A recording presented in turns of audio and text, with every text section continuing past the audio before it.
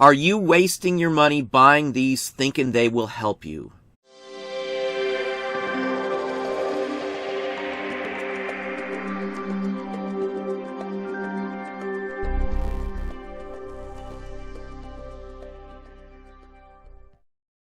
Hey, it's Don. Today we're going to talk about price guides a little bit and whether they are a waste of your time and money or not. Now, I do have some price guides. I do buy occasionally a few, very, very rarely. Most of the time, what I am looking for, I can find myself, or I've sold it so many times that I automatically know the price on the items. When I first started out, there are some times when I did look into buying some price guides. Postage stamps. Those are always a good buy if they're cheap. You can even buy older postage stamp guides to at least be able to identify the items. All of the time though, guides like that, the only thing I use is to identify something, age it, date it, get a book number or something that I can use to track it down. Certain items I will use certain websites to get prices from most all of the time. There are many stamp ones. eBay is decent for stamps. There's coin platforms, comic book platforms, postcard platforms, label platforms. Across the board, there's so many things and so many ways you can get prices without having price guides. Now here's a stack of price guides that I bought. Now this is almost $1,000 in price guides. Now would I honestly recommend somebody spending that kind of money for one single niche? All of those books are tied to one specific type of item. Those are all related to buttons, uniform buttons and things like that. And those are only half of the books that I have in that genre, that category. Now, that is an exception. For most everything that you are going to run into in the everyday world, that you're going to source, that you're going to try and track down and get prices, you can find a ton of those right off the bat on eBay through Terapeak. Now, there's another site called WorthPoint, which you have to pay for.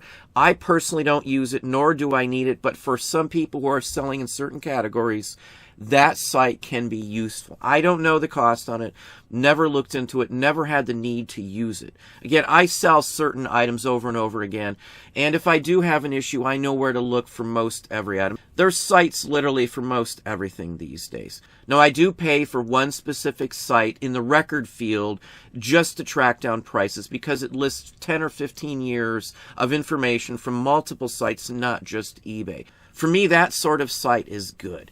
Now, for the average person, if you need to look up prices, you don't need to spend hundreds and hundreds of dollars for an investment to look those up. In many cases, I'll hear people buying the price guide.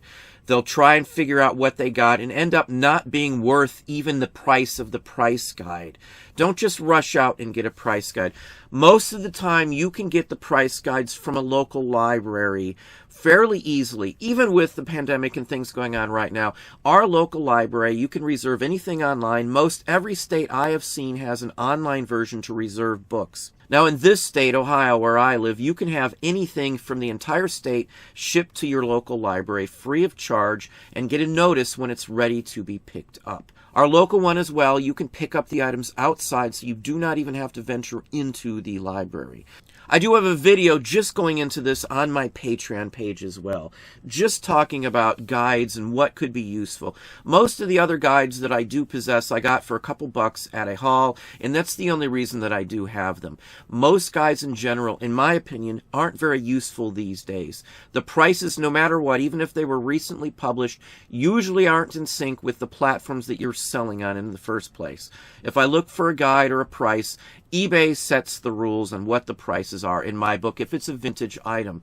And I say that because it's only worth what somebody will pay for it.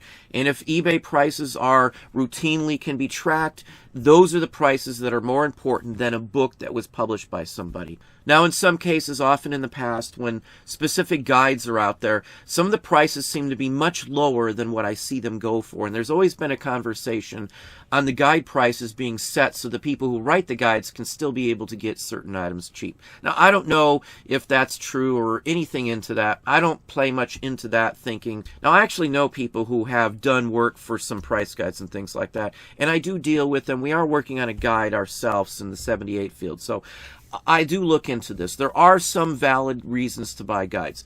Now, for like us, the guides that I do have and that I did invest the money into are very specific. There's no real way to get a copy of these. Most of these guides were produced in limited quantity to begin with, just for specific collector fields.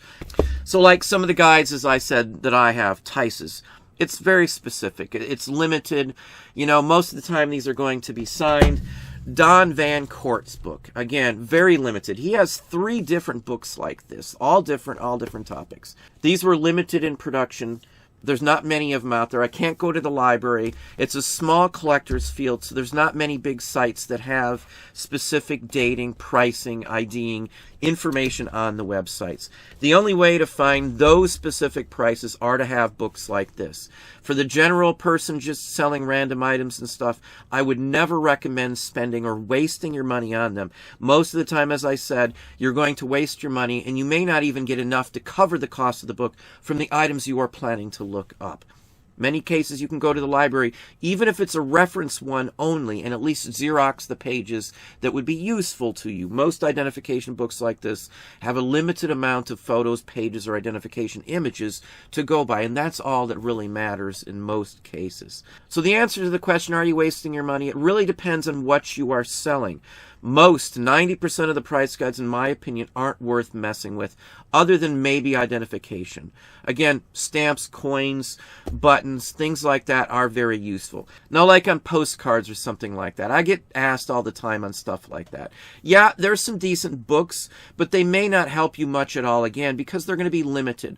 There's millions of different postcards out there that have been made from all different cities, and even from the same city, there may be 20, 30, 40, 50 of the exact same building done by various different groups, businesses, and people as well. The books, the price guides may only show a few hundred, at best maybe 1,000 postcards in it. So is that percentage of the overall amount out there really going to help you? I can't say it will. Just sheerly looking on eBay using Terapeak will far better give you a chance on getting a real estimated value, because there are millions of postcards that sell on there. We're on Hit platform as well, and there's other platforms that you can look at for postcards also to at least give you generalized pricing information. Same thing goes with records or whatever you may be selling. Video games, there's platforms that just price rare Nintendo games, rare GameCube games, Wii games, PlayStation. It's all out there if you really want to do it and to look them up. Again, eBay is usually your first and best source as opposed to price guides. Record-wise, again, online sources are usually the best ones that I find. Prices are fairly accurate. Online sites, in my book, are usually far better than looking at a price guide. Price guides are usually a few years old. Sometimes you'll run into ones that are 10, 15 years old. Again, identification is all I use those for. The frequency in which I open up a price guide or identification book or something is very slim, other than a few categories. Buttons, stamps, and things like that I do look at fairly regularly. Other than that, most everything else is able to be sourced down for pricing, identification offline, for the most part. So don't waste your money if you don't have it. If it's something that it's not available anywhere else, then I honestly would recommend it only in those cases that you are already making money in those niches, and those guides can be used over and over again. It's not something you're going to buy once and never have to use again. That is a complete waste in my book. So there you have it. Hopefully that gave you some ideas, some thoughts. If you honestly enjoyed this video, please hit that like button down below. It does help the channel. You can also hit the bell icon to be notified if I post new content or go live. Subscribe and tell all your friends.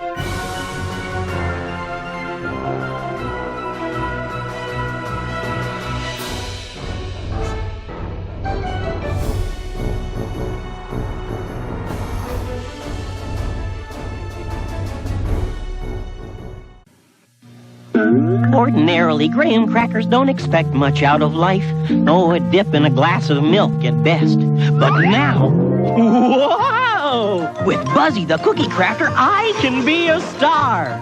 You can buzz me into a teddy bear, even a train with a boxcar. And then to be the best-looking cookie you ever did see, you and Buzzy can decorate me. Buzzy the Cookie Crafter, a safe new toy from Craftmaster. Batteries not included. What a way to go! Thanks, Buzzy!